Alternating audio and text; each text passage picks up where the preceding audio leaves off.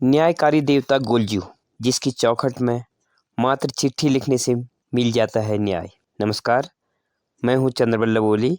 मैं आज आपको कुमाऊँ ही नहीं बल्कि उत्तराखंड के न्याय देवता गोलजू महाराज के बारे में एक जानकारी साझा कर रहा हूँ, जिनके मंदिर की चौखट में मात्र चिट्ठी लिखने से अनसुलझे मामले निपट जाते हैं।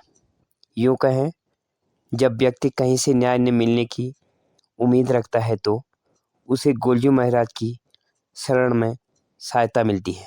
कत्यूरी राजवंश के शासक, जिन्हें गौर भैरव यानी भगवान शिव का अवतार माना जाता है, इनके न्यायप्रिय स्वभाव व फैसले के कारण इन्हें न्याय देवता के रूप में पूजा जा रहा है। उनके प्रति आस्था इसी से लगाई जा सकती है कि वर्तमान में भी उनके मूल मंदिर चंपावत सहित अल्मोड़ा के चितई गोलू मंदिर, ताड़ीगेट के गोलू मंदिर, नैनीताल के घोड़ाखाल मंदिर के साथ साथ टिहरी गढ़वाल व पौड़ी गढ़वाल के ग्विल जयपुर मंदिरों में टंगी हजारों की संख्या में चिट्ठियाँ, रक्षा सूत्र व घंटियाँ जो बयां कर रही हैं उनके प्रति समर्पण को, विश्वास को, एक नई आशा को। आइए जानते हैं इस इतिहास के बारे में। लोक कथाओं के अनुसार कुमाऊं में चंद राजाओं का शासन हुआ करता था। 15वीं शताब्दी में यहाँ के राजा झालू राय का शासन था। झालू राय की 7 पत्नियां होने के बाद भी उनकी कोई संतान नहीं हुई। तब राजा झालू राय ने गौर भैरव की पूजा की। उनके आशीर्वाद से राजा की 8वीं पत्नी से एक पुत्र हुआ, जो कालांतर में गोलू देवता के रूप में पूजे जाने लगे। आज मैं इस न्याय देवता के मूल मंदिर चंपावत मंदिर प्रांगण में मौजूद हूँ। मेरे साथ मंदिर के पुजारी जी हैं। इनसे इन चिट्ठियों के बारे में जानते हैं। प्रणाम पंडित जी। मंदिर के इतिहास व यहाँ पर टंगी इन चिट्ठियों व घंटियों के बारे में हमारे श्रोताओं को कुछ जानकारी साझा कर दीजिए। जी, गोलजू, जिन्हें गोलू देवता के नाम से भी पुकारा जाता है, या पूरे कुमाऊं के ही नहीं बल्कि टिहरी गढ़वाल और पौड़ी गढ़वाल के कुछ क्षेत्रों में भी इन्हें इष्ट देव के रूप में पूजा जाता है। वैसे हमारे पूर्वजों ने जो हमें बताया उसके अनुसार 12वीं शताब्दी से लेकर 15वीं शताब्दी तक कुमाऊं में चंद वंश का राज्य था। 15वीं शताब्दी के दौरान यहाँ के राजा झालू राय हुआ करते थे, जिनकी 7 रानियां होने के बाद भी उनकी कोई संतान नहीं हुई। झालू राय अक्सर परेशान रहा करते थे। झालू राय भगवान भैरव के अनन्य भक्त थे। भगवान शिव ने उन्हें 8वीं शादी के बाद पुत्र होने का वरदान दिया। कुछ समय बाद राजा की 8वीं पत्नी कलिंका से पुत्र पैदा हुआ। क्योंकि उनकी 7 रानियां कलिंका से ईर्ष्या करती थी, तो उन्होंने बच्चों के जन्म के समय उस स्थान पर सिलवट्टा रखकर बच्चों को नदी में बहा दिया करती थी। और राज्य में चला दी उनने कि कलिंका द्वारा सिलवट्टी को जन्म दिया गया है। लेकिन टोकरी में वह बच्चा एक मछुआरे दंपत्ति को मिल गया एक दिन, जिन्होंने उसका पालन पोषण कर उसका नाम गोलू रख दिया। यह गोलू जब बड़ा हुआ तो एक दिन उसने अपने माता पिता से चंपावत जाने की जिद कर दी। माता पिता ने उपहास में उसे काठ का घोड़ा दे दिया। गोरिया के तेज से इस घोड़े में जान आ गई और यह जब चंपावत के निकट एक तालाब में पहुंचा, जहां राजा की 7 रानियां रहा करती थी, वहां नहा रही थी वो। बालक ने उन रानियों से आग्रह किया कि उसका घोड़ा प्यासा है और उसे पानी पीने दीजिए। इस पर रानियां हंसने लगी। उन्होंने बालक से कहा कि मूर्ख, कभी काठ का घोड़ा पानी पी पाएगा? तब उस बालक ने जवाब दिया, जब रानी कलिंका सिलवट्टे को जन्म दे सकती है तो क्या काठ का घोड़ा पानी नहीं पी सकता है? यह बात राजा की दासियों के माध्यम से राज्य में पहुंच गई। और राजा ने जब इस बात को सुना तो राजा ने उस बालक को बुलाया और उससे पूरी जानकारी ली। और तब राजा द्वारा उन 7 रानियों को दोषी करार करते हुए उन्हें सजा सुनाई तथा गोलू को अपना उत्तराधिकारी भी बना दिया राजा ने। धीरे धीरे गोलू न्याय और प्रताप के कारण प्रसिद्ध होने लगा। इस न्याय के कारण कुमाऊं भर में इन्हें इष्ट देवता के रूप में भी पूजा जाना लगा तथा उन्हें न्याय का देवता भी कहने लगे।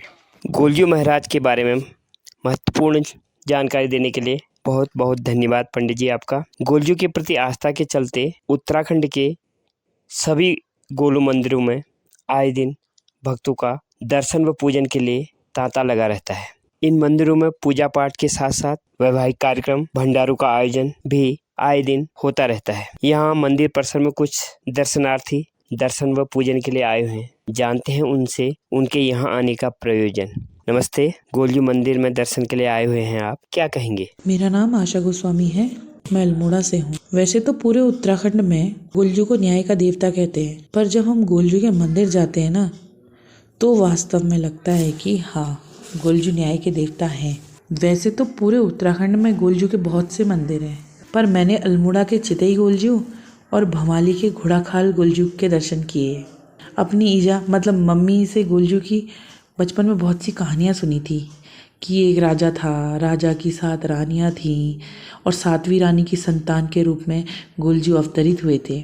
मम्मी ने बताया था ना कि गोलजू का मूल मंदिर तो चंपावत में है। तभी से मतलब बड़ी तमन्ना थी कि एक बार चंपावत गोलजू के दर्शन किए जाएं। और सच मानो, आज जब मैं दर्शन को आई और मैंने पहली बार चंपावत के गोलजू देवता के दर्शन किए, तो लगा मानो मम्मी ने जो भी कहानियाँ गोलजू की सुनाई थी हमें, वो सही थी। क्योंकि वही काठ का घोड़ा और सफ़ेद पगड़ी में गोलजू साक्षात मंदिर में विराजमान है। ये सब देख के ना मन में गोलजू के प्रति जो एक आस्था थी वो और भी बढ़ गई। वैसे गोलजू के प्रति पहले से मन में आस्था है। अगर जीवन में कोई भी परेशानी आई है या आती है तो बस मन ही मन कहती हूँ, गोलजू इस मुसीबत से निकाल लो, और गोलजू वास्तव में मुसीबत से निकाल देते हैं। मैं अभी भी कहती हूँ भगवान से, गोलजू कि मेरा और मेरे परिवार के साथ हमेशा रहना। और सच मानो ऐसा लगता है गोलजू सब सुन रहे हैं। सर, जैसा कि आप भी मंदिर में आए हैं, क्या कहेंगे गोलजू के बारे में? जी, मैं पंकज हूँ। मैं यहाँ तीसरी बार गोलजू के मंदिर दर्शन के लिए आया हूँ। अक्सर जब कोई तीज त्यौहार होते हैं, वो मंदिर जाने का मन होता है, तो मैं गोलजू के दरबार में हाजिरी देने पहुँच जाता हूँ और मन काफ़ी शांत हो जाता है। यह मेरी उनके प्रति आस्था तो है ही, साथ ही हज़ारों लोगों के समर्पण को भी दर्शाता है, जिससे गोलजू को यूं ही नहीं कहा जाता न्याय का देवता। मैं इसके अलावा चितई गोलजू मंदिर भी गया, जहां पर असंख्य चिट्ठियां और घंटियों को टंगे हुए देखा, तथा मेरे मन में लगा कि गोलू की प्रति 1000 जगह आस्था का सैलाब लगा है, जो वास्तव में आस्था योग्य है। श्रोताओं, लोक श्रुतियों के अनुसार जब गोलू देव के हाथ राज्य की संपूर्ण सत्ता आ गई थी, तो वह रोज अपने घोड़े में सवार होकर राज्य के विभिन्न स्थानों में जाते, प्रजा की समस्याओं को सुनते तथा उनकी हर संभव मदद करते तथा लोगों की समस्याओं के निस्तारण के लिए वह समय समय पर दरबार भी लगाते, जो गोलू दरबार के रूप में प्रसिद्ध भी हो गया। वर्तमान समय में भी गोलू दरबार का प्रचलित रूप जागर, जो आज भी जगह जगह आयोजित किया जाता है तथा इसमें क्षेत्रवासियों की समस्याओं का जगरिया डंगरिया अवतरित रूप में समाधान करते हैं। गोलू देवता ने लोगों को अपने प्रति समर्पण को देखते हुए सदैव ब्रह्मचर्य का रूप धारण कर उसका पालन कर अपना जीवन व्यतीत किया। लोगों का आज भी मानना है कि गोलजू आज भी सफ़ेद पगड़ी, साफे व सफ़ेद घोड़े में सवार होकर अपने भक्तों को दर्शन दे जाते हैं। जय गोलूदेव। धन्यवाद श्रोताओं, आज के अंक में इतना ही। एक नए अंक के साथ आपसे फिर मुलाकात होगी। नमस्कार।